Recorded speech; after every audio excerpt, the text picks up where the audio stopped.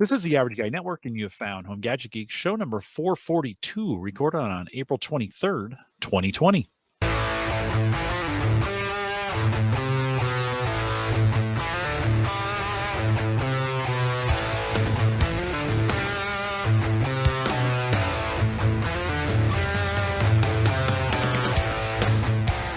Here on Home Gadget Geeks, we cover all the favorite tech gadgets that find their way into your home. News, reviews, product updates, and conversation, all for the average tech guy. I'm your host, Jim Collison, broadcasting live from the AverageGuy.tv studios here in beautiful Bellevue, Nebraska. Can't ask for any better deck weather, right? Have you been getting outside?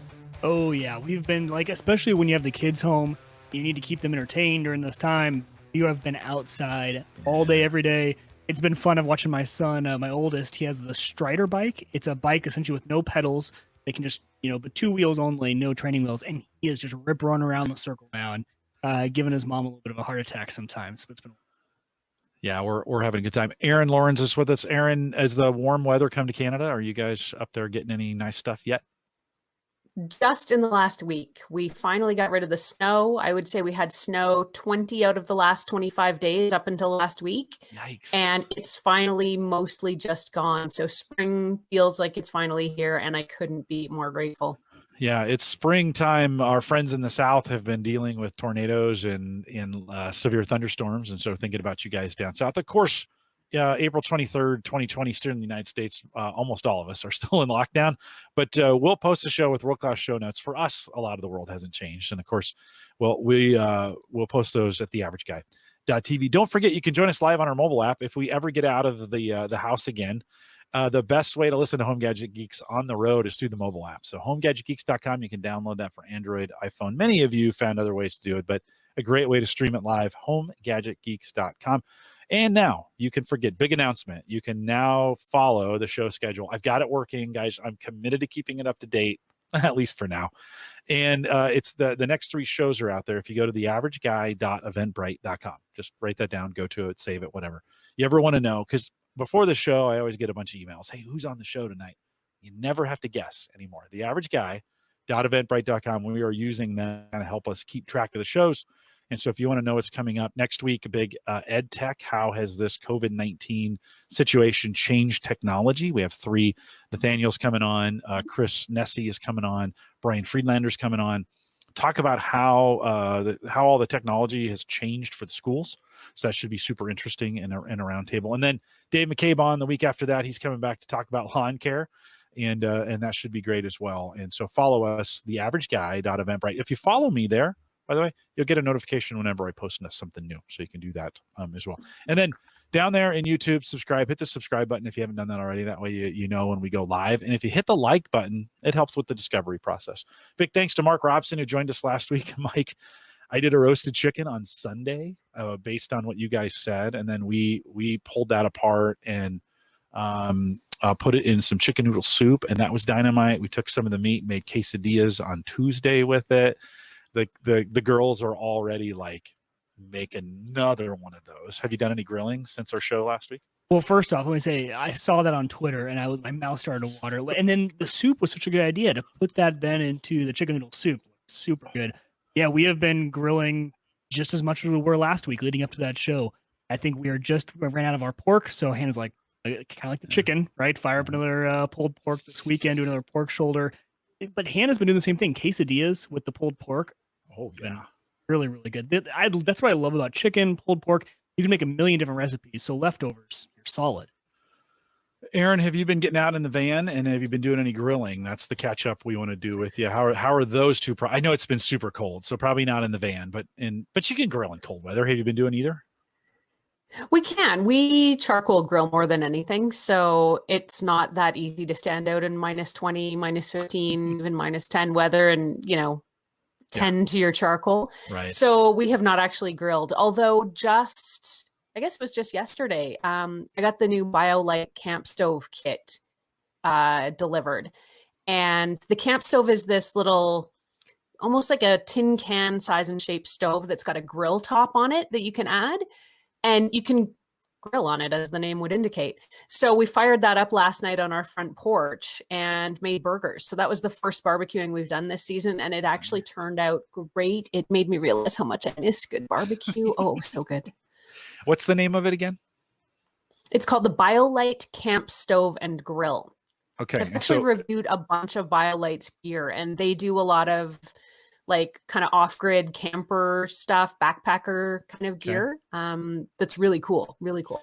All posted over at techgadgetscanada.com. Is that where folks would go? It is, in fact. Yeah, you can check out the camp stove. I reviewed their original camp stove a couple years ago. That's up there. It's also on the YouTube channel. And what else did they put out? They've got a bunch of cool like rechargeable lighting options as well for camping and RVing. And then this new camp stove kit with the grill also comes with they call it a kettle pot, but it's basically a kettle that you can use either as a kettle or a pot when you're camping or cooking.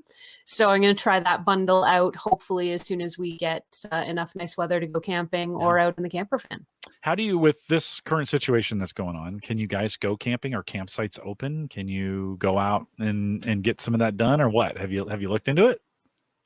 No, we've looked into it, and everything is basically closed right now. They shut down our national parks here in Canada and our provincial parks, which is just as well because we've been pretty slow on our van build, our van conversion, thanks to the -20, -30 weather up until the last week. So we haven't had a chance to get much done. Yeah. Well, you will do that. We're getting some questions in the chat room. What's the fuel on that stove? How does it fuel? Great question. So it's meant to use sort of just found fuel that you would have at a campsite wherever you are. So you start it with dry leaves, twigs, and sticks, and then you can put in gradually sort of larger pieces of wood. The stove itself is really only like almost kind of the size of 2 fists put together.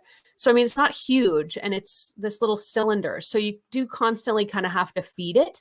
Okay. But it's got a power pack that is attached to the side.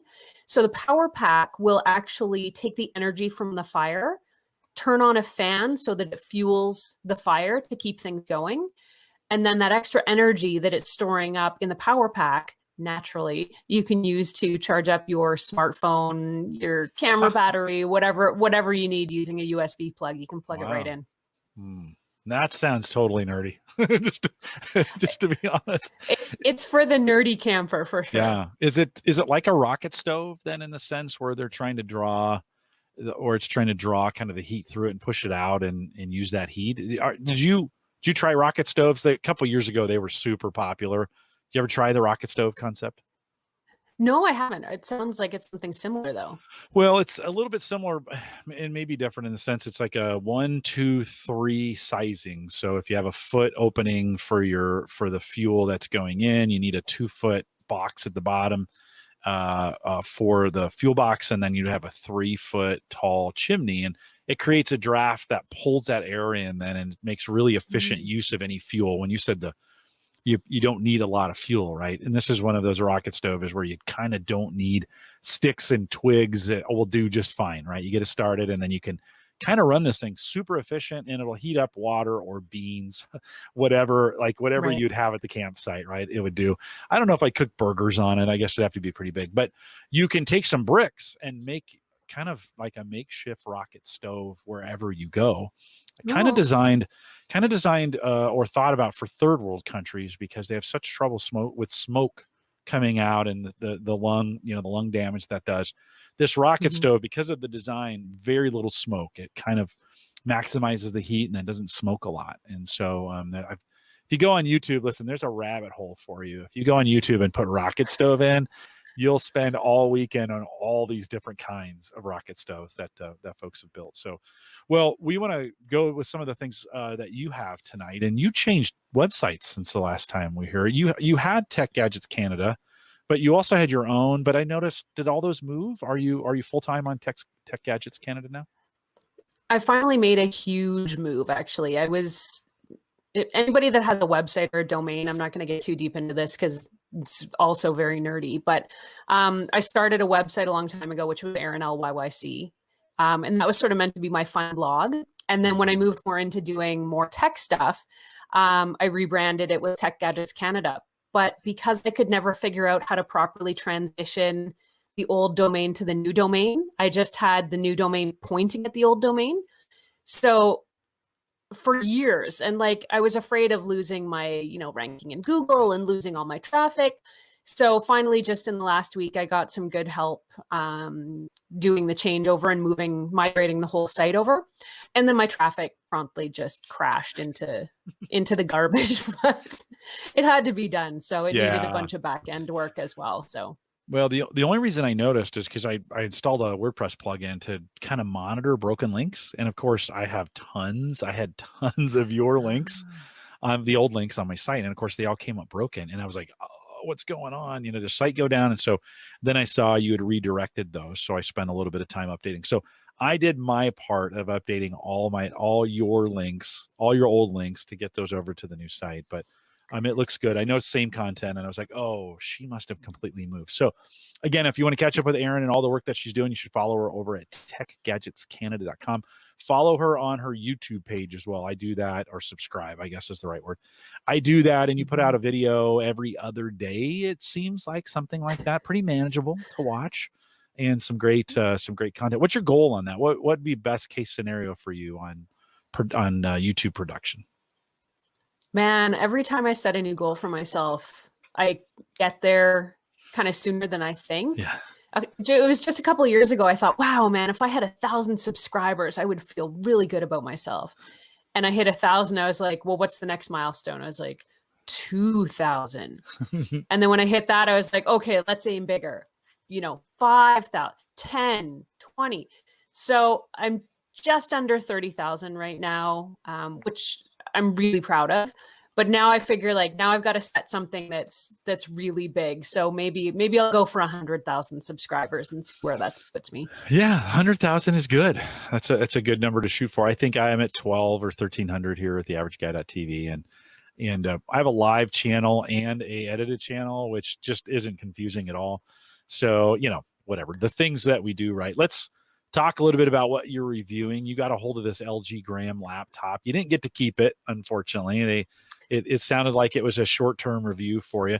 What's interesting, and the reason I wanted to lead off with this, is kind of PCs had kind of nobody was talking about PCs for the most part anymore. We always were because we're nerds that way, but the general market had, and maybe you sense this, but when everybody went home, PCs are back. PC sales have skyrocketed. They're sold out in some places. Everybody had to buy a computer or an extra one. They may have had one. It's them and them spouse at home. Have you noticed since you did this review, had there been folks coming out of the woodwork kind of looking for this now that PCs are hot again, at least for the short term? Yeah, I think there's a lot of interest, and I think you're right. I think it's a lot of people working from home. A lot of people need that extra laptop for, their kids if they're doing school over the laptop.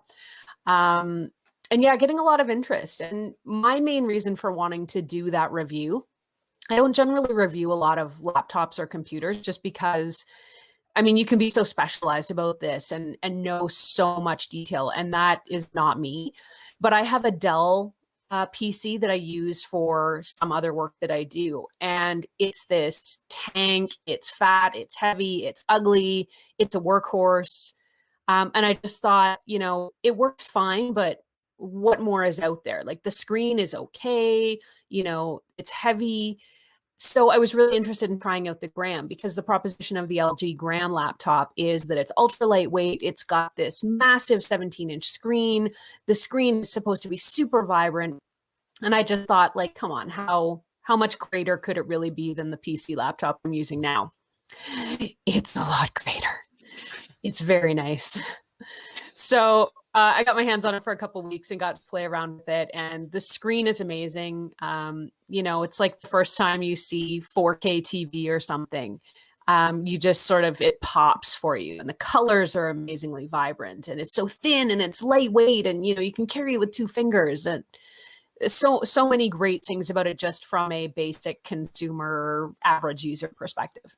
It kind of, from the review that I watched, it kind of puts the best of 2 worlds together. If you're a big screen person, if you like that kind of screen real estate, and then if you like if you like kind of a light, something you can carry around with you, And this may make a great laptop both now and later, as far as once we start moving around again.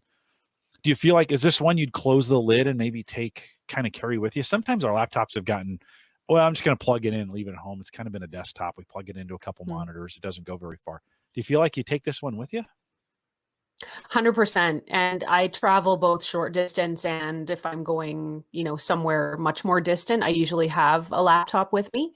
And I mean, this one is so light, I could pack it as a second laptop if I needed for different work, along with the MacBook that I usually travel with. But I mean, the screen size, you're mentioning the screen size, and just if you want that sort of big screen experience, I think a lot of people have those smaller laptops because they want them to be more portable and a little lighter weight. But with this one, you don't have to compromise. I mean, you can still have that giant size, but because it's so thin and light, you get the best of both worlds. You on the screen there, here, I'll go back to it. It's got a finger. Okay, now the beer is kicking in for sure. That's a fingerprint reader. There we go. Built right into the power. I haven't seen that before. I'm sure they've been out there, but does it work? Is it convenient? Windows has some things, you're a Mac person. It was fun to watch your review from a Mac perspective, because there's all these new things in Windows. You're like, oh, it'll do this and it'll do that. And we on the Windows side are kind of used to that, but it was fun to watch you to do that. Did that work fairly well for you? I'll turn that right back around on you, because the MacBook Pro that I have has a fingerprint scanner in it. So I'm used to using it that way. Yeah. And it did work really well. I would say sort of you just touch it down to open it up and power it on. Okay. And it's pretty lightning fast. I mean, by the time you've lifted your finger off the key, it's ready to go. So super speedy. And that reminds me, before I send it back, I should remove my fingerprint from it so they can actually get back into it. Yeah. Note to self. Did you try Windows Hello? Also has the ability to for facial recognition, where you can log in with a Face ID. Did you try that at all when you were in Windows? No, I actually didn't notice if this one had it. Yeah, not all cameras support it. Good question. Most of the new ones do. So we just kind of wondered if you'd given that a try. It's a pretty. How did you feel about the processor that came with it? Just from you don't dig into the specs on it, but how did it feel? Is it pretty zippy? Did it work pretty well for you? It seemed to. I mean, that's the thing with a new laptop. I set this one up just as a new laptop. I didn't pull over a lot of data. Normally, I have a lot of video and a ton of photos on my laptop. So, I mean, for me, it damn well better be fast at that rate. It would be interesting to see what it was like if I pulled over everything that's on my MacBook and put it on and then tried to use it. So, but I shared laptops and loaner laptops, you don't really want all your personal information floating around the internet. So right. Yeah. Battery life, did you get it long enough to well, you still have it. Did you feel like it? They always advertise, like, oh, get 100 hours of battery life, and you get 50. Did you feel, nobody's gotten 50, but do you feel like it was it would work like all day for you? It did. I mean, I had it sort of playing with it on and off over pretty detailed over the course of about a week, and I didn't have it plugged in at all. So every time I'd sort of open it, use it for a little while, close it up, put it back. I don't think I charged it all week. So I didn't try and run it down. I think the battery life, they say, is supposed to be about 17 hours. I didn't try and test that out. But I mean, off and on for a week without the need for charging was pretty good to me. Okay. Yeah. So that lived up to it. And then of course it's in a typical Windows laptop fashion. It's got a headphone jack, which would have been handy tonight. We should have made you podcast on that tonight. That would have been we could have. I should have thought of that. Darn it. Well, or get two camera angles going. Yeah. A couple USB ports in there. If you could you use this long term? You're a Mac person, but if this was something you were going to go with, could you see yourself using this long term? Well, I used to be a PC user, I would say, up until about probably 6 or 7 years ago. So, and I do use a PC in some other work life. So yeah, I mean, definitely. I would love to upgrade from the Dell that I have, the tank workhorse of a Dell that I have, to something like this, the LG Gram. But I'm not ready to switch from Mac yet. Okay. All of my life, all of my video, all of my devices, everything is integrated across the Apple ecosystem. And I just feel like it would be terrifying to try and migrate everything back over to PC. Yeah, Mike has made the jump. In fact, he's configuring his Windows box as we're speaking right now, Mike. So it can be done, right, Mike? You can make the jump to Windows, right? Yeah, and I run both systems. We have a MacBook Pro upstairs. Mainly, that has become my wife's computer for teaching, and I've gone full Windows down here. There are a few things I miss, like iMessage and some built-in features that ran with my iPhone really well. But the jump's not terrible. It wasn't as bad as I thought. It did take Jim. I mean, how many years have I been with you, Jim? 5 years now, podcasting with you to make the jump. So stick around long enough, Erin, and he might convert you. Well, if I had to, the other thing I was playing with recently was the LG V60 dual screen smartphone. So trying that along with the laptop, it was like, wow, do I have to send the phone back? Because this is pretty amazing. Yeah, let's take a look at this thing. Let me bring this up, and you tell me if I've got the right. Is this the right thing? Is that what is the one? Yes. Is that what we're talking about? LG V60 ThinQ 5G dual screen. That sounds pretty fancy. What'd you think? Tell me a little bit about how'd you like it. I really, really like it. I'll pop it up here. I don't know how well you can see it. Let me get you full screen. Oh, sure. Yeah. There we go. Yeah. So, I mean, it's huge. I'll pop that charger off. It's huge, but it's not as big and obtrusive as you might think. It's also not as thick as you might think. So, I mean, by the time you get a case on your average smartphone, I mean, where's my iPhone here? Like, for those of you who can't see the video, they're basically about the same thickness. So the LG phone over here has 2 screens attached to it, and it's pretty much the same thickness as the iPhone. So it's pretty amazing, though, the way that you can multitask on a phone with 2 screens. So this one essentially opens up like a book, and you can put one window onto one side of the screen and a different window onto the other. So, I mean, if you want to have your social media feeds on one side while you're watching YouTube, while you're watching this podcast, for example, you can do that. It's also got different gaming apps and things built into it. So you can you can use it horizontally. You can get a gaming controller on one side and, your game on the top. So there's all kinds of really cool things that you can do with this phone. And I mean, the screen is it's super hot. It's so clear, so sharp, so colorful, so vibrant. I mean, I've only had this phone, I would say, for maybe not even a week, and I've been playing with it kind of off and on, but I love it. Like, I love the 2 screen thing. It's so fun. How do you find the hard part on those dual screens has been the hinge? That is kind of what's tripped everybody up, right? And I think Samsung made a run at a single screen that folded. That didn't work. I think they're finding sometimes that on those dual screens that dust or dirt is getting between the 2 screens and then grinding a little bit in there as you think you close it. Now it's screen to screen. Is there something in there to kind of stop that from happening so you're not rubbing 2 screens together when you close it? Or I would say yes. They've got kind of a little bit of a bezel, and the way you operate the second screen is the one phone is basically just a phone, right? And you slide it here. Maybe I can actually show you guys. And it detaches basically slide too, it into this case. Yeah. So the second screen is actually part of a case.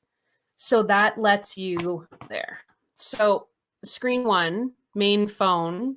And that's like a note.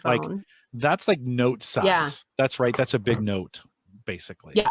Big and tall, super wide screen. Right. So you've got the phone, and then the second screen comes in. I mean, this is just like a plastic case, essentially, with the second screen built in, and it's attached, and it's got the hinge in it. Like you say, it's not really an open hinge. It's quite well sealed, I guess.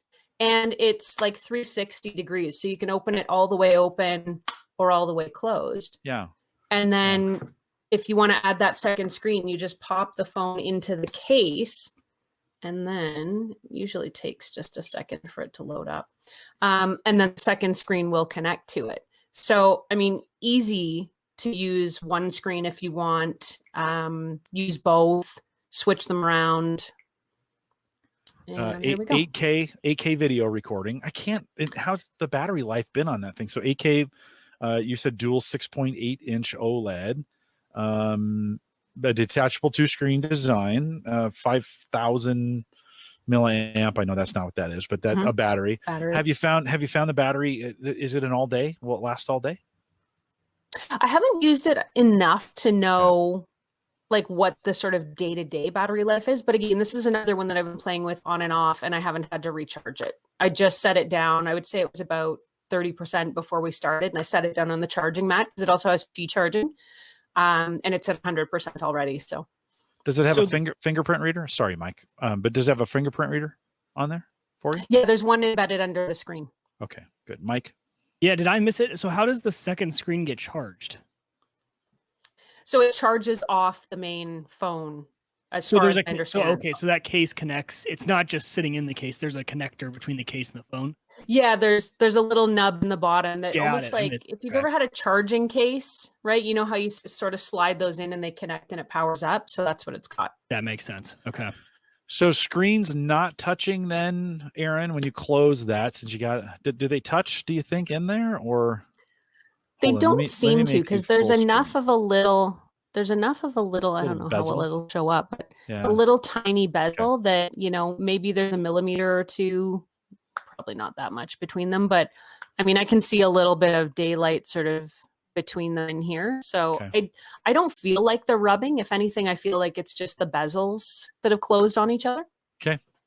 Because that has been the complaint, right? So you fold it, if anything gets stuck in between those, and then you put that in your pocket, you now have a hinge point on the screen.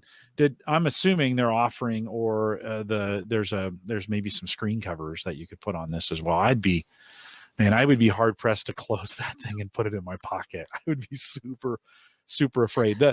Somebody asked in the chat room, the gram, the laptop gram that we were just talking about, flimsy or not? And that seems very, very stable. Was the gram flimsy, or was that pretty stable for you? Great question. It actually, I debated whether I felt like it felt cheap. Because when I would sometimes pull up the top of the laptop, it did have a bit of flex to it. So, you know, if you kind of lift it by one corner instead of at the middle, it would sort of pull the corner up before it would catch the rest of it to open. So I was a little concerned about that. So I was reading up a bit more about, you know, the specs of it, because I thought, man, like if this hits the floor once, it's toast. But they ran it through a whole bunch of military testing, and it passed, I don't know, like something like 7 or 8 different military grade tests for durability. So because it has to go back, it's not mine. I don't want the responsibility to have to buy this laptop back. I didn't drop test it. I didn't toss it in the bathtub. I didn't try and, you know, break the screen or any of that. Burn it, drag it behind a car, run over it. You didn't do any of those things, right? Yeah. No, but it sounds like it's passed those tests. Okay. So, I mean, it does have that lighter, more flexible design, but I'm going to trust that LG's, you know, that it's going to still be. Yeah. Does that hinge on the phone then? So laptop, I saw that in the video, seemed a little flimsy, but laptop, the phone, how does that feel? It actually feels pretty substantial. And I think it has a lot to do with the case that you're kind of forced to take along with this if you get the second screen. I mean, the case feels pretty durable when it's on. And the bezels, it's sort of wrapped all the way around the bezels. So it actually does feel pretty secure, pretty solid. Does it come with the second screen automatically, or do you have to buy that?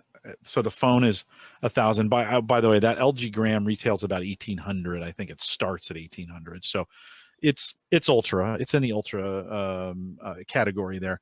This starts at $950 US. Do you have to add the screen on, or does that come with it? Do you know? From what I understand, the second screen is optional. So you can get I guess it would be the V60, and then you can add the second screen to it. But I'm not 100% sure. I actually haven't gone through yet and looked at the pricing or availability. Let's look at the accessories really fast and see if they have those cases. They do have cases, screen protectors, all the things you would expect to have for the phone already ready to go. There's been some comments in the chat room. Joe had mentioned that he'd had a V20 and it was a good phone. Tony said he saw, I'm assuming he's talking about the Gram. He saw one at Costco, felt a little flimsy and cheap. Which you said that in your video, by the way. You were very open about that. Kind of. LG said Joe says LG makes great phones. Not so great with their updates. Good to know. Yeah, and Tony does say with or without a second screen. Oh wait, hold on. What's he saying? They loved another podcast I listened to. Love this phone with or without the second screen. So. Something to look at. I mean, if it's $1,000, that's actually not too that far off of these some days, of the new right? iPhones, right? It's kind of almost like a not a MacBook, iPad mini size, like, right? I mean, what's the iPad mini? How big is an iPad mini, Mike? Do you know off the top of your head? See, I totally converted you. You have. I don't even know the specs anymore. But I would guess 7 inches. Yeah. Yeah, and that's 6.8, so that's a good size. Yeah. Like that's a big old honking phone for $1,000. That's not bad for actually the way phone prices are going right now. That's average. I think the new Pixel phones are around the same price, right? Yeah, So yeah. No, I think they are indeed. So here's the question: would you buy it? Yes, because I honestly, just for the second screen alone, leaving aside. Me and my Apple world. But the screen's amazing. I love the functionality of it. I mean, for me as a blogger, as a YouTuber, as someone who is constantly on their phone, for work and play, this would do so much for me. I love it. I'm going to be crushed when I have to send it back. Well, you'll have to just buy it when it comes out. I imagine you could then table tent that. So put it with the camera and make it, and then set it on the table in front of you, either in landscape or portrait, right? To have it that way. Yeah. Yeah. That'd make a nice little for video conferencing. A lot of folks doing that now. I took my first work call ever from the deck today. Yeah. There you go. So is there a camera on the second screen at all then? Or is it only on the first screen? So that's a good question because I don't see it in here. I haven't dug that deep into it, Jim. You're asking me questions now for my that I'll have to put in the write-up. Yeah, you'll have to. It's a good question though. Yeah, you'll have to include those in. It's I've done a bunch of work. I've done like some happy hour. We're doing a bunch of virtual happy hours where I work. So, 4:00 on a Friday or whatever. Bunch of us jump on a Zoom call or Teams or whatever we're on, and enjoy a beverage, or in some cases I'm meeting with some guys for cigars. And so I've done a ton of those out on the deck, but I haven't done an actual meeting from the deck yet. And today was the day. It was so beautiful out there. I just went out and held my phone and chatted with somebody.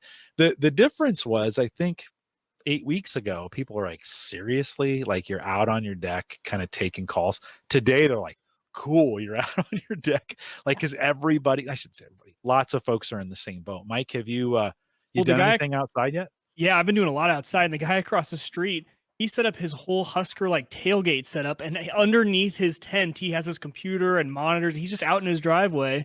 Now he's doing it because they're redoing his basement. But I'm like, it's a pretty smart idea. Just come outside, pop up your tent. Yeah.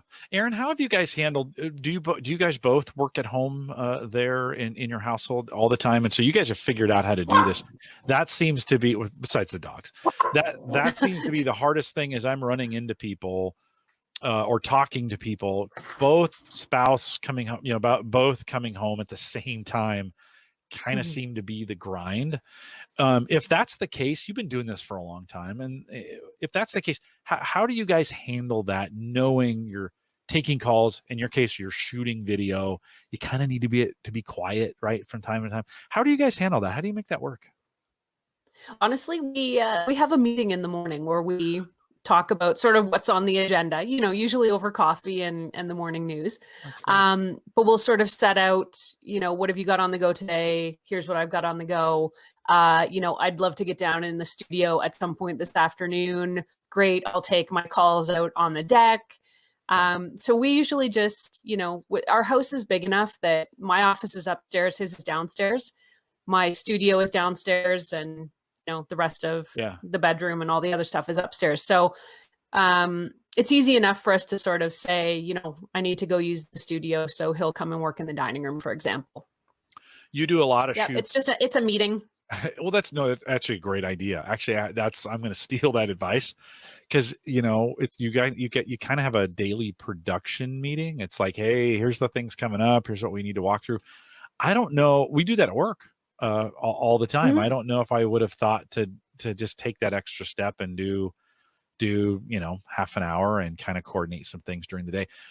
You don't have children running around, but you got dogs. How do you handle the pets that you know, because, you know, you're trying to shoot, you got cameras rolling, that kind of stuff. How do you handle that? Well, the dogs usually end up in my videos in one way, shape, or form. Not usually by my choice. I'm usually trying to like push them out of the shot, and they're like, nope. I was doing some yoga today after work, although when is after work really? And neither of them, like, they were both on the yoga mat. They're like, wow, this is fun. You're down in our space. We'll come hang out with you. But for us, like, that part's been really fun, is that we take the dogs for a walk first thing in the morning, kind of before the day gets underway. And then we'll take them for another walk towards the end of the day. And then we've got a backyard where they can go out during the day. But it's nice because it gets us up and out and moving and gets us some exercise. You know, it's good for the dogs. It's good for the humans. Yeah. There's lots of memes going on right now of the dogs hiding. Like, I can't take another walk. Mike, you take Petey out at all? And he is loving it. He is, first of all, we're home, which he enjoys. And then him and Harrison, my youngest, are just best friends. And so he's been outside with them all day. Petey's the dogs, I feel like, across the world are just in heaven right now. Yeah, it's the best time ever. The cats, not so much. No, the cats hate it. Why are you still here? Don't you need to be somewhere else? So that's been pretty funny. A couple comments from the chat room. Tony thinks that the Note 10 Plus is 6.4, and that Duel was 6.8. I think is that right? Is that I think right? so. So a little bit. So. Dennis says he'd be hard pressed to leave his iPhone. He says he's getting the new iPhone 11 Pro that's coming up. So good for you. And I'm kind of I've kind of locked down the big purchases at the moment. Kind of like, well, let's just kind of see where the economy goes before I start rolling into new purchases. Minus reviews, you know, of course. So you're able to get those. As individuals and families have come home and they've had to set up home offices, lighting has been a big deal. And I don't think people realize how spoiled they are at work, that like work buildings in most cases are built for lighting, right? They're lit well. You never think about turning that thing on or off. It just is on all the time. You know, you generally don't struggle. But we came home and we had trouble with lighting. You spent a little bit of time looking at that. What have you found? What have you looked at? Are you finding too people are kind of like, oh my God, I need to do something about lighting in my office? Yeah, I'm as I think you guys would know, I'm a big lighting person anyway. I love the smart lighting. I love colored lighting. I worked for a lot of years in a TV environment where you're literally in a small dark room for, 3 or 4 hours at a time. So I love the sunlight. I like being near a window. I want as much light as possible when I'm trying to work. Evening, wind down time, I'm cool with being in the dark. But when I'm working, I want to see what I'm doing. I want to be awake. I don't want anything that's going to make me feel kind of sleepy and tired. So I'm a big advocate for the proper lighting. So I did, actually just before the whole COVID lockdown happened, I did a home office makeover. I thought it was time. So I made a bunch of upgrades. I changed the overhead fixture in my home office from sort of the builder standard basic one bulb fixture to a really cool starburst fixture that I absolutely love. And it was only a couple $100. I installed it myself. super easy, 3 wires to deal with. It makes such a difference now. It's on a dimmer switch, so I can sort of control the level of light through the day. LED. And I mean, just that, yeah, they're LEDs. And just that alone, like, makes me so happy when I come in and look at it. What else did I do? I added some task lighting. So I added a desk lamp and put a smart Philips Hue bulb into it. And then I've sort of got some ambient lighting, which is actually, you can't really see it, but it's kind of on behind me. And what I'll do is, you know, if it's cloudy and gray outside, I'll turn the lights, you know, pink or orange or something, just to brighten the office up. If it's stinking hot outside, which hasn't happened yet, by the way, yeah, it's you know, coming. You can turn them blue. Sure it is, Jim. You can turn them blue, green, or purple, and it sort of cools off the room feel. What do you have behind there? What is that? The Hue light that you had that changes colors? Yeah, so that one's the Philips Hue Go Lamp. Philips Hue has a couple of just small lamps. The Hue Go Lamp is actually a portable lamp, so you can charge it up and then take it with you. This one just lives sort of on an AC plug here with me, but I've got it sort of tucked under a table, so it just sort of fills the area behind the table with some ambient light. So it's not sort of direct, but it just makes the room look nice. Yeah, no, I added that. I love that you, and that's an area I don't think about at all. And Mike, I don't know about you, but I don't think about how the color, the actual colors can affect our mood. Have you ever thought about? I know you've got some adjustable lights down in your studio there, right? You can change some colors of that stuff. But have you ever thought about? Maybe I need to start eliminating stress by changing them. I have the remote around here somewhere, but it's only this strip of lights right above here. No, I hear people say it all the time. I've never tried it, to be honest. Does it work? Does it feel any different? I find that it does. I think you can change the whole feel of a room with the light. And in the wintertime, when it's really cold outside, I mean, you can ask your Hue light to turn everything to candlelight, for example. And it just warms the room. It just makes you feel warmer. I love it. I find it has, I mean, maybe it's just me, right? Maybe I want to feel the effects of that light. So, you know, what's that? The placebo effect or something. But I like it. I find that it does make me feel warmer or cooler. Yeah. And I think it's something. Do you have any mood lighting in your kitchen? Have you installed colored lights in there where you can change? Because I think that's maybe one of the better spots to use that kind of lighting, depending upon what you're cooking or what time of the day it is. Do you find that to be true? Yeah, I think we've got smart lighting we've got it in the living room, the dining room, the kitchen, the home office, and our theater. So, I mean, you're absolutely right. You know, you want to dim the lights and kind of wind the day down, put on some fun colored lighting. You know, we were using red and green at Christmas. We were doing orange lights at Halloween. You know, it can really set the tone or set the mood for whatever you've got going on. I mean, if we're having dinner, the dining room lights all get turned to candlelight setting. And I mean, that's way better than laying out a whole bunch of candles and turning the rest of the lights off. It really is. Do you have it set to your assistant to say, "Hey, Lady A, go to candlelight"? Does it do that for you? I do. I've got here in the home office, I've got them all connected to Google Home. Okay. So I can just come in the morning and tell Google to turn my lights on. Hopefully that didn't just trigger everyone's assistant. I tried not to do that, but you went there. I noticed you it's did. Okay. I didn't add the hey. No, you didn't. And it's I think you'll be okay. I really do. So some people have a good sense of humor about that, but some people on my YouTube channel do not. I get really mad. I get angry comments about people saying you need to learn how to speak to your assistant so that you don't trigger everyone else's. And then I get other comments that say, ha ha ha, that's so funny. And I think they feel like they're playing along with me, that their lights change when I ask for it to change or whatever. I was, speaking of so you're thinking about coming home and some different mood light settings you can set during the day. If you've been in an office, I'm down here in the basement all day, and I actually set up a webcam to my front door that's got a picture of the neighborhood. So I kind of view it was meant to be we call it the delivery cam or the box cam, right? That's the one that kind of as it used to be where they would put, when they put packages down, that's where we'd monitor it so nobody'd steal it, right? It's actually become my window to the world. And so as I'm down here in the basement all day, I've got this up it's running Sighthound, so it's up all day.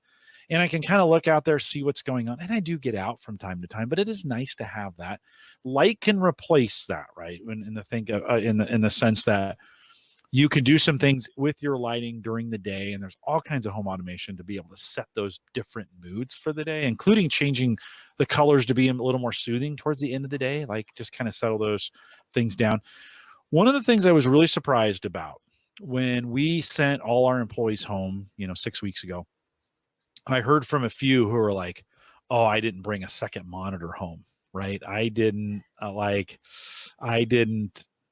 do that." And now hold on, I got to get the scene right here. Hold on. I'm really messing this up. There we go. So it's like, what do I do now with just one screen? I kind of thought, because of our network here and all the guys that I hang out with, and we've actually in our Discord group over the last couple of days everybody's kind of been taking pictures of their setup at home, and it's ridiculous the number of monitors that I see guys with, but that's not normal. Erin, you spent a little bit of time on that post talking about adding a second screen. Do you get feedback from your listeners that, like, is this a new thing for some folks? Were they pretty much just a laptop only? Yeah, I do get the feedback, and I have heard the same thing, that people who are used to having two monitors in their workplace are just, crying because they can't adapt. Yeah. And I hear that for sure.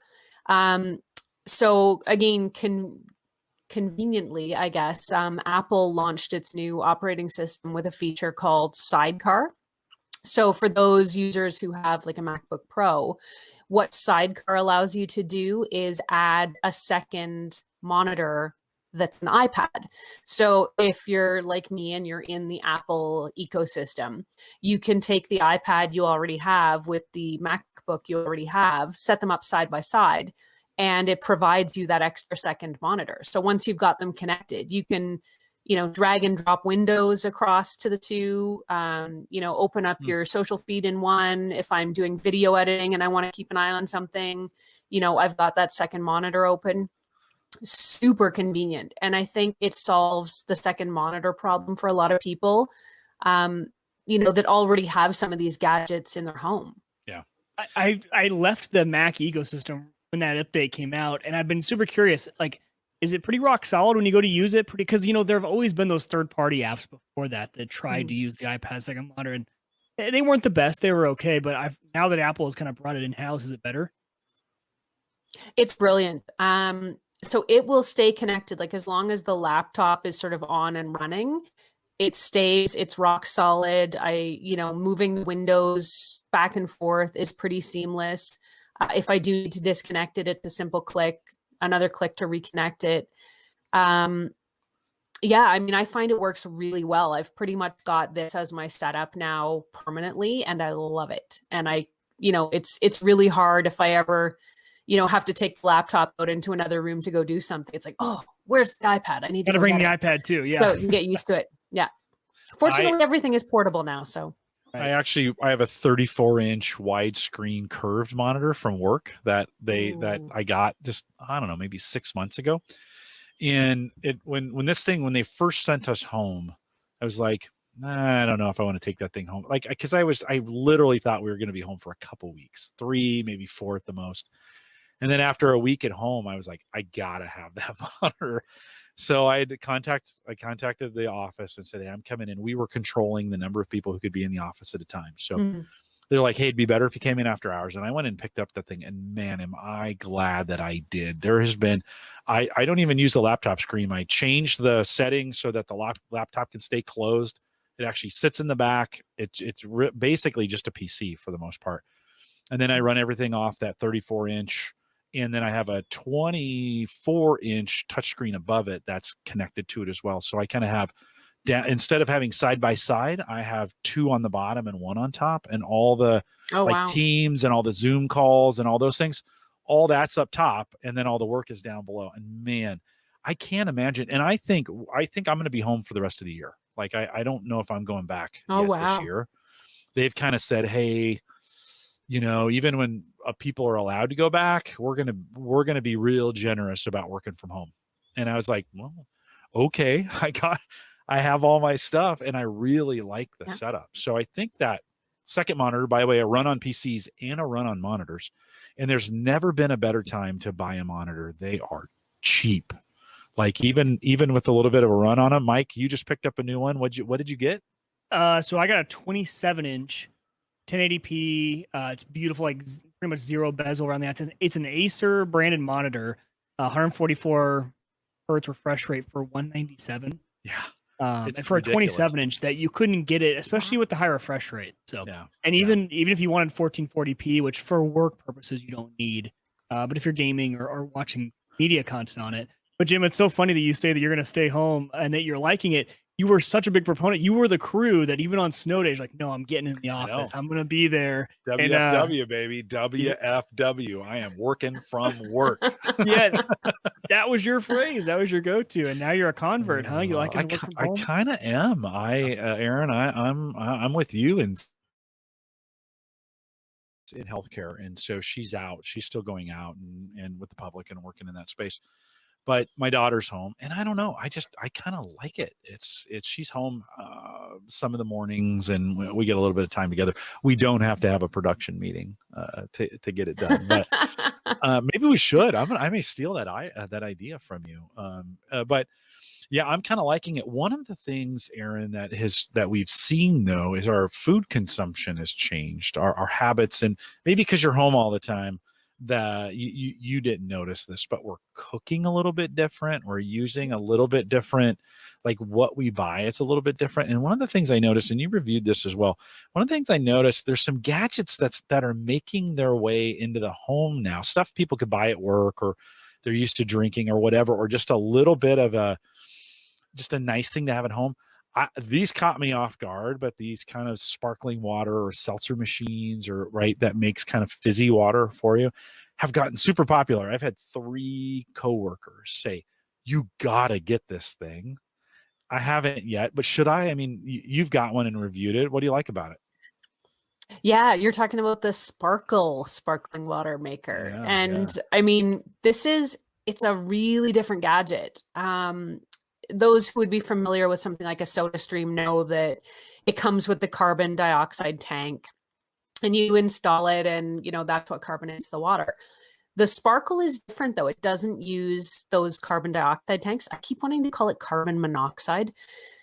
So if I slip of the tongue, please do not use carbon monoxide in your water machine. No. But what this does is it uses essentially powders. It uses baking soda and citric acid in these little sachets that you get from Sparkle. And you dump the sachets into the back of the machine, and then it adds water. So you've got kind of a little water tank in the back. When you're ready to go, it jets a little bit of water in amongst the powder. The powder foams up and creates carbon dioxide, and that's what bubbles the water, essentially. Nice. So it does take a bit longer. You sort of put the bottle into the machine, you start your carbonation process. I would say it takes probably about 3 or 4 minutes, but it's much quieter than a SodaStream. I find the water tastes a little bit different too. Not so canned, not so metallic, maybe a touch citrusy, thanks to that citric acid. But not unpleasant. I mean, if I put the water side by side and had you guys taste it, I doubt you'd be able to pick out which was which. But yeah, just sort of subtle differences that when you're tasting these things side by side, which is which. You're like, oh yes, I do detect a hint of citric acid. We are that way. We do beer tasting, so we're good at those kinds of Yeah, there you go. Maybe I'll send you guys bottled water from the Sparkle and the SodaStream, and we'll do a water tasting. Might be easier to get past. I like the beer test. yeah. Don't get us wrong. Send us beer. That's the better. No. Do you have both then, SodaStream and the Sparkle? Do you have both? I do. I owned a SodaStream for several years before hearing about the Sparkle, and then got my hands on one of those about a month or two ago. The other really cool thing about Sparkle is that with a SodaStream anyway, at least the one I have, you can't carbonate anything but water. And you can't, like, you couldn't do juice, you couldn't do tea. With the Sparkle machine, you can put tea in there, you can put fruit juice in there, you can put liquor or wine in there if you want, and then you run the carbonation process through it, and you've got sort of a sparkling cocktail. Yeah. So I did tea. Sparkling tea is actually really great. Yeah, it does sound We didn't do any juices, and then I did some red wine. I made a sparkling red wine, which was surprisingly good. Okay. Surprisingly good. And chilled or room temperature? That one was room temperature. I would definitely chill it next time before drinking it. Yeah. Well, even like a Zen, or something like that would be. Yeah. Those kinds of sweeter ones would maybe lend themselves to that. Or any white. I should do a white, actually. I haven't tried a sparkling white, but that would be a lot like a Prosecco, right? Well, even a Riesling would sparkle really would do that really, really nicely, right? There's some of those.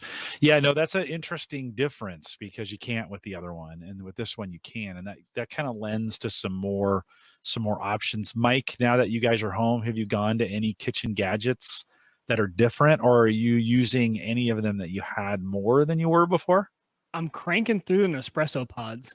But I didn't know you were an espresso guy. Oh, we are. Yeah. Ever since Christmas time, Yeah. my wife got one and we've been all in espresso, but no, it's not using new gadgets. It's actually getting or using the ones you've had for a while that you've just never had the time to use, right? Like we've had the milk frother for the Nespresso and I've never been one to use it. I'm usually a black coffee drinker. I tell you, I've been doing a lot of frost milk in the Nespresso, and man, it's delicious. So that and just all those things you just never had time to use. And they're like, hey, might make some bread in the bread maker, things like that, right? That you just now I have a bunch of time. I'm at home. Yeah, Erin, have you made any bread yet? Have you gotten on the bread craze, the sourdough bread craze? I haven't tried the sourdough yet, but I started making bread almost when this started. Like I love baking anyway, but I've never made bread. I've always felt intimidated by it. Okay. So a friend of mine who is actually a really good bread baker, she's like, you don't need to knead bread. There's this really simple recipe. You can do it. It's this no knead bread. Yeah. So she sent me this recipe and I tried it. And wow, it was so easy, so good, so little work. You basically mix it up kind of like at night before you go to bed, let it rise overnight. You get up in the morning, you fold it over once, put it into a bowl, and then heat up the oven, let it sit for another hour or two, and then toss it in the oven. No kneading, it was so easy and it's so good. So good. So then I've been trying other breads. I actually made a video about the no knead bread. Yeah, that's a good one. My YouTube channel. I watched you do that. Yeah, that was a good one. It was so like nothing. I mean, people come to my YouTube channel for tech and technology, but at that time I was just like, this is all I'm interested in right now is just, making my own food. So people seem to like it though. A bunch of people tried it and said it worked really well for them. Yeah, you and the whole world. Like my daughter said, hey, we're starting our own sourdough, right? And so because yeast was nowhere to be found. Like we ran out of toilet paper first, and then everybody went for the yeast second. I don't know why those two went together, and I think it was kind of a secret. Like nobody knew yeast was selling out. So you couldn't get yeast. Well, you can take regular flour. You have to get good quality stuff, and you can make, you got to spend a week. But you can turn that yeast on in the flour and get sourdough bread. So my daughter, did this work for you? Did it work? It did. We baked our. It failed miserably for me, so I want to hear this. Yeah, well, she followed a YouTuber that had the instructions on how to do it, and it's a little complicated to get started. It's a little math. You need.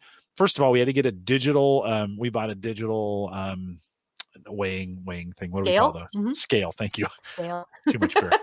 So we got a digital scale, which is super cool. So she bought that, and we waited for it to come in. We were worried because Amazon was all backed up. So it finally got here. And then, you start it with that, and then every day you have to take some out, add some stuff back in, let it sit, take it out, add some stuff, right? You're feeding it, taking it away, feeding it, taking it away. We call ours Susan the sourdough, right? So it's Susie. So she's got a name. And she followed this YouTube. I'll get that YouTube link and put it in the show notes for the show as well, so you guys can watch it. It's super funny. So they basically podcast the baking of this sourdough, and I'll get that over to you, Erin. I think you'll probably appreciate it. And so this weekend, she made her first batch. Now we used a Dutch oven, so we actually took the insert out of an old crock pot. So you get the crock pot and you have that kind of ceramic insert. We also tried a cast iron pot to do it at first, and that was sticky and it just was kind of messy. But that kind of the ceramic insert that went into the crock pot worked perfectly, and the glass dome that goes on top is perfect for it. So you gotta you don't have to knead it so much, but you kind of put it together, let it rise, put it together, and then she threw it in there and striped it, and we put it on. Super delicious. Like it was, it actually worked. So we're gonna do soup in bread bowls with it, because that's like we love that. It'll make perfect little it'll make perfect little. I saw that video come across when you published it, and I was like, Erin's making bread. What is she doing? This is, and actually not long after you published that, Sammy said she'd gotten the scale and we were going to try our own sourdough. Sourdough, of course, has gotten real popular because you make the yeast come out of the flour, as opposed to having to have the yeast kind of in advance. The first batch of the no knead bread you made, I saw you eating it. Was it really as good as you thought it was? I am not even kidding. Maybe it's because my one friend who's a baker will occasionally drop off a loaf for us, and it's always great. But I've never made my own bread, so I don't know if it's just because I'm so used to store-bought bread that I didn't know how good bread actually was, or how simple it could be. But last weekend I made something called Japanese milk bread, which is, I'm sure you've seen this. It's like the softest, pillowiest, like tenderest bread that you can make. It's almost like the most pristine loaf of like white bread, but like with just a hint of sweetness, and like I can't even describe how good this thing is. So another guy I know from Instagram, he has sort of a cooking channel, and he's on YouTube as well. But he said he made it, and I saw his pictures, and I was like, oh, I've got to get that recipe. So he sent it to me, and I tried it out. And again, surprisingly easy. This one had a few more steps, and a little bit of kneading. But after starting with the no knead bread, this felt like it was easy enough to sort of be the next step in the progression of my making bread. And I'm making another loaf of the Japanese milk bread this weekend, because it is seriously delicious. Yeah, it's good to have on hand. Like making your own bread, there's something about it. Mike, have you guys tried doing bread? Or you do that very often? No, we have not. We're trying. Your kids would love it. Come on. I know they would. My wife has come from, she was never someone who cooked. I was the same way. My wife has gotten amazing at it, but we have not delved into bread or anything too complicated yet. I wonder what smoked bread would taste like. You were reading my mind. I was like, I wonder, actually, it's like an oven, right? You can cook everything on a smoker. You set the temperature, you put in there, cook pizzas on the smoker. No, you Why do. not bread? Yeah. Bread. Oh, okay. Well, the no knead bread you cook in a pot with a lid. Like you just get either a cast iron or a pot and put the lid on it, and it goes in the oven, right? So you could totally put that on a barbecue or on a smoker. Yeah. What did you use for your bread? What was the container? Did you cast iron for yours, for your video, Erin? I just used a regular pot, I guess, aluminum or whatever, metal, ceramic, nothing fancy. Oh, yeah, just regular. No, not a ceramic one. No. We found that ceramic although I have really well. I lied. I did do a smaller one in one of the ceramic ones too, but I found they worked kind of equally as well. Dave McCabe says in the chat room, he says we made something that I think came from a soldier around the World War II era. Not good. It's a great time to practice, I think, some of these recipes. You get families together, they're interesting. we have definitely amped up our cooking. I mentioned earlier that, the smoked chicken from last week's show turned out so good. The ladies are like, can you do that again? Now that chicken was $6. And we got 2 meals out of it, maybe 3 when you think about all the stuff. We probably had dinner and a couple lunches out of that chicken noodle soup. And then I just finished it up today, and then we used that chicken for quesadillas. So I think there's some great ways, and it's a fun time to be kind of do some alternative kind of cooking. Speaking of alternative, as we think kind of the last thing we're going to talk with you, Erin, about, us gentlemen, you ladies probably aren't struggling, but us gentlemen are struggling a little bit with maybe the personal grooming. Now the haircuts are one thing, but I had never seen this before, but apparently Gillette is making a heated razor. Is that right? They are. I saw this for the first time at CES, at the Consumer Electronics Show in January. And I was like, what the heck? And they had a couple models out there so you could try it. And, I was pressing it to the back of my hand, and sure enough, it feels warm. Yeah. And I just thought, like, wow, I need to get my hands on that and try it. So Gillette was kind enough to send me one to test out. And yeah, it heats up. So it comes with this little stand that charges up the razor. And I guess there's sort of a heating bar in the blade, or sort of behind where the blade is. And that's what warms the blade up. So it's got a couple different settings. I can't remember now off the top of my head if it's 2 or 3, but you can sort of adjust the warmth of it. And I found the hottest setting, I shouldn't say hot, it's not like searingly hot, but it is really warm. Okay. Really warm. So the hottest setting was kind of too warm for me. And I gave it to my husband to try, because I was like, I'm trying it on my legs, but I think it was lost on me a little bit, using it on the legs. Yeah. So I had my husband shave with it a few times and asked for his feedback. And he was kind of like, eh. And I was like, well, what don't you like about it? Like it gets hot. And he's like, yeah, but I can heat up my razor under the hot running water anyway. Yeah. So, yeah. Do I really need a razor to heat up on its own? He was kind of less than thrilled with it. About it. Mike, you're cutting your own hair. Mike, you're cutting your own hair. Hannah, well, I shouldn't say you're doing it. Hannah's doing it for you, right? How are you? It's a week later. I think you cut it last week, right? Yeah. You going to do it again? So she has now not only cut my hair, she's cut the boys' hair. So we have the Philips Norelco. It has a turn dial, and so you can adjust the height of it. It's not really the guard, hair the height of the guard, right? Yeah, the height of the guard. It's meant for facial hair. So it's a facial hair trimmer. Yeah. So it's not the full width of a hair one, but she uses that for the sides, using it on our boys' hair. It's worked really well. Now she has not had to cut the top, and I'm really worried. So this is getting super long up here, because that's the hard part. You're going with a pompadour. Yeah, I might have to just start. I don't know. I talked about it. Have you guys watched Peaky Blinders at all? Mm-hmm. Okay. I'm thinking I see what you have going. Maybe on. The Arthur style, where if it gets real, I can pull it straight back, right? And do like That's I say we embrace this thing. Like we should. I agree. Is a time when you don't get to try these kinds of hairstyles ever. Yeah. Mine is finally kind of just grown out to where I'm thinking, like, maybe I'll keep it this length. When I'm done, I need some cleanup back here and just some, kind of just a little bit of maintenance. But it's kind of like, when it's short, it's really gray. And now that it's kind of grown out, it's kind of like the gray. I'm not saying the gray's gone away, but it's a little less subdued, or it's a little more subdued. And I'm like, maybe I'm going to keep my hair long. Erin, certainly we don't have to worry about all the stuff that you do. How are you handling this crisis, this hair crisis? The personal grooming. Yeah. My timing was impeccable again. I got a ton of haircut off right before lockdown. Okay. I thought I'd lighten things up for the summer, so I cut, I think it was 7 inches off my hair. And so I feel like, yeah, great. Keep it shut down till the end of the year. I'm not gonna have a problem. My hair is pretty easy to manage, so that's sort of been the least of my worries.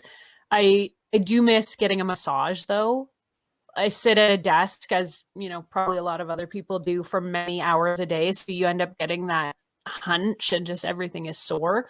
So I really miss, being able to go get a massage and just relax that way. But Sephora delivers. So I've been having fun on the Sephora website. What else have I been doing? Trying out some new products on Amazon. So it hasn't been too bad. I was, I would say the first 2 weeks probably of the lockdown, I was full pajamas, no, nothing happening with the hair, no makeup. It was just like, yeah, whatever, no problem. And now my hair has gone crazy. Yeah. But after about the third week, it started to feel weird. And I just, I'd kind of go into my home office and sit down. But because I wasn't having that part of the morning routine where it's like, get up, shower, get ready, do your hair, makeup, get dressed, it started to feel weird. So I thought, you know what, I'm just going to go back to the routine. So I've kind of been going through my full morning routine. I really only see my husband, but I've got, hair done, makeup on, clothes on, and I feel better about it. I bet he appreciates that. Well, maybe not the clothes on part, but I'm sure he appreciates. Right. I'm sure he appreciates that. Mike, have you been? And I too. I've been following a schedule almost every day. Sundays would be the only time it's really different. Mike, have you been kind of following a schedule at home? No. And listen, don't incriminate yourself. I don't. If your employer is listening, I don't. I'm just talking about like morning routine, right? It's just so weird because with Hannah working at the hospital, I've now got the 3-year-old and the 2-year-old and working all day. It's like trying to balance that, and every morning just something different. It depends on, hey, if those kids are still sleeping for some miracle when I wake up at 6:30, I'm gonna get down there as quick as I can and start working, right? But if they're in my bed already, then it's okay. Got to get them breakfast first. So there is no such thing as a standard morning so far. Yeah. And I have also learned that the daycare workers do not get paid enough. I will pay I used to think that was like so much money. I'm like, no, they do. Like, I just don't know how anyone else could do it. It is, it's been a challenge. Yeah, I'm hearing that a lot. I am super fortunate. I would have killed myself 10 years ago if this would have happened to us. Just with having 10 years ago, we had 5 at home in this house, and it would have been a completely different story the way. And this is easier for me. So, but I'm getting up every morning 6:30, trying to do the same thing, same stuff every day. Just keep it. That was some advice I read early on, like just get really regular. And so just try to keep similar patterns. I've actually developed kind of a new workout plan, and the way I'm doing it throughout the day. So I do little tiny workouts instead of one big workout. I'm doing a little bit at a time. And that's just kind of helping get me out of my chair, get the steps in. I'm trying to complete the rings on the Apple Watch every day, trying to compete with the day before to say, can I do a few more than I did yesterday? Which is dangerous because after 6 weeks, you kind of reach your theoretical max. You can't do anymore. So even though you're saying you should do more, you can't. A couple comments from the chat room. Joe says 2020, the year of mullets make a comeback. That could be very possible. Dave says Jim Man Bun Collison. That I don't know. That it's a possibility. I may bring that back. And then other Jim said you never see Mike if he stood outside a Big Boy. So I don't know. Mike, do you know what a Big Boy is? A Bob's a Big Boy? I don't. It's a restaurant. Do you know what Big Boy is? Erin, have you? I do, yeah. Yeah, it's a big wavy. Their mascot has the Peaky Blinders hair. Yeah, the big. You could totally pull it off, Mike. You could do a pandemic. You should grow out for the pandemic, kind of just the wave. Swoop it all. Yeah. It would definitely look good on you.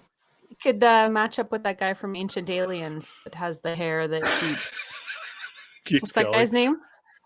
Why wouldn't you like this? We're gonna get hopefully we'll get one shot at this to be like, it's pandemic time. Nobody really cares. I haven't gotten a haircut. I'm just on so many video calls with external people throughout the day. If it was just internal work people, but I think people are forgiving for that, man. I think right now you can get away with anything.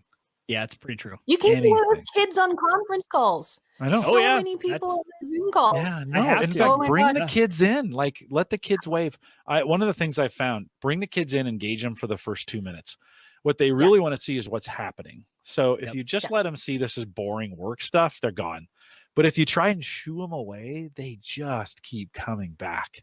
And so, with my coworkers, I'm just like, bring them in, put the headphones on them. And then I start asking them questions like, hey, so what are you doing today? What's your homework like? Tell me a What little are bit you about learning? math. They're out. Yeah. Oh, I don't want to answer this guy. That's a good strategy. They're I out. like They're like, that. how did you do that? I'm like, I just asked them how their math homework was, and it gets them out. Erin, thanks for coming back again tonight and being part of our show. For folks who want to follow you and all those things, give us the right ways to kind of keep track of you and where they should subscribe. For sure. The website is techgadgetscanada.com. The YouTube channel is youtube.com/Erin Lawrence TV. And I am on Twitter and Instagram at Erin LYYC. Please like, follow, subscribe, share, and comment. I love hearing from people. Yeah. And you're really good at it. And so thanks for doing that. Have you noticed an uptick in Twitter since the pandemic? Has Twitter been any different for you? It seems like for me, it's gone in an uptick. Have you noticed anything different? I think so. Twitter, I find, tends to be that news resource. So anytime there's a major, up until now, it's kind of been a local event. I notice a big uptick in it, but I guess, worldwide, everybody still wants to get their news and their information. So I am seeing that on Twitter. YouTube, I found, though, dropped off substantially for me. I would say about the last month, like huge. Wow. And it's like just in the last couple of days, it's kind of gone up through the roof again. So I can't explain it. I don't know why. But. Yeah, no, that is interesting. I've only been watching YouTube. And so it's I don't watch any TV. Everybody's like, oh, have you seen the tiger thing? And I'm like, no. Have you seen The Great Place? No. I mean, I am so out of touch with network television, but I can tell you, like, I have YouTube channels that I follow. You're one of them. And those are every day I come down, I look at the notification up there. Okay, what's new? What have they done? You just did a new vacuum cleaner review, right? As well. Do you have a new one of those out? Yeah. So Robot. I think that, real recent on that. And so it's kind of fun to keep up with your channel and all the things that are going on there. One of the things I have noticed is when I close out the video and we're streaming there, I used to wait an hour and it was ready for me. And now it's taking 14 or 15 hours for videos to render on YouTube. So wow. I think that speaks to just the amount of traffic that has grown on the site. And it's just a different day. So I don't even try. I used to try and edit, make some early edits, get them rendering overnight so that Friday morning they'd be there. I just blow that off now. It's like, it'll be there on Friday morning when I get there. So Erin, thanks for joining us. Hang tight for just 1 second here as I close things up. A couple reminders before we go. Don't forget, if you want to support the show, I don't do that via YouTube like some do, but we do have a Patreon page. So if you want to go to theaverageguy.tv/Patreon, a couple new folks have joined us, and I don't get permission to use your name, so I won't use it. But thank you if you've been those jumping on the Patreon group. I always appreciate that. Join our Discord group, and Mike, you're doing a great job over there on Discord. So theaverageguy.tv/Discord, brand new barbecue channel, brand new cigar channel. The distributed computing, I think, is going to peak and then go back down. I think we're all kind of over making these or doing these packets for the COVID stuff with folding at home. But Mike, thanks for the work that you're doing there. A great place to get connected. Anything you want to highlight there coming out of the Discord, off the Discord channel? No, just loving that everyone's active, and we picked up a bunch of new members, I think, since the Unraid show especially. So if you're not out there, and you've listened and for some reason you haven't jumped out there, there's conversation about just about everything if you head over to the Discord. So keep the comments coming, keep the pictures coming. A lot of you have been sharing news about your new builds, which is like, I love nerding out on other people's builds. And I think it helps everyone else, right? Because it helps scratch the itch of needing new hardware. Yeah. Or it makes us feel like we need new hardware. Either one. Yeah. But keep it coming. There's been a lot of great stuff out there. You jumped in feet first. I did. Well, we all joked about this too. We're like, I did that Optiplex upgrade. I'm like, I'm just going to use old recycled hardware, just get myself a little upgrade. And I was like, yeah, that'll last like 2 months. It lasted about 2 months. So. Yeah. It didn't last long. You're all the way in. So great conversation. theaverageguy.tv/Discord. Our Facebook group, theaverageguy.tv/Facebook, if you want to do it that way. If you want to contact me, I always appreciate your feedback. Neil always sends me a comment. Neil, I always appreciate when you do that. Jim at theaverageguy.tv. Just good to hear from you guys. I've been sending out. The newsletter is up and running again. Not only do we have Eventbrite working, so theaverageguy.eventbrite.com, we have newsletters working again. So head over to theaverageguy.tv/subscribe. got all this time on my hands. And so I'm actually getting to the things that I should be getting to. And if you want to subscribe to the newsletter, I send out just a little update on all the things that we're doing during the week. Nothing that takes more than 10 seconds to read. Then don't forget the AverageGuy.tv platform powered by Maple Grove Partners. Get secure, reliable, high-speed hosting from people that you know and trust. We just had Christian back on Cyber Frontiers on Monday. That's out in the channel right now if you want to go grab it. But he's doing a bang-up job over there at Maple Grove Partners. $10 a site gets you web and media hosting. I think $5 for email, Mike. Is that right? Is that the plan that you did? $5 extra for email. Yeah. If you want to do email. So $15 gets you a whole bunch of stuff. MapleGrovePartners.com. We appreciate it. If you listen to the show and you support Christian, we appreciate that. And he's got some extra bandwidth. He just moved into a new place and set up some new servers and has some new bandwidth. So if you want to jump on that, you can as well. And then don't forget, last thing, I still have a whole bunch of HelloFresh free week. It's worth $70. It'll get you 2 meals for 4 people. If you're struggling with the cooking, now might be a good time to get some extra recipes and try some things out with HelloFresh. So if you want to give it a try, let me know. Send me an email or just go onto the site and look at the show notes. There's a HelloFresh link there. You can sign up. That's the $40 deal. If you contact me, you'll get a free week at $70. And I don't, listen, I'm not trying to make anything off of them. I'm just trying to improve the quality of what you eat, for God's sakes. So if you want to do that, let me know, and we'll get you on HelloFresh as well. We are live every Thursday, 8 p.m. Central, 9 Eastern, out here at the AverageGuy.tv/live. Mike and I will be some post show. Maybe Erin will stay around for a little bit of it as well. With that, we'll say goodbye, everybody.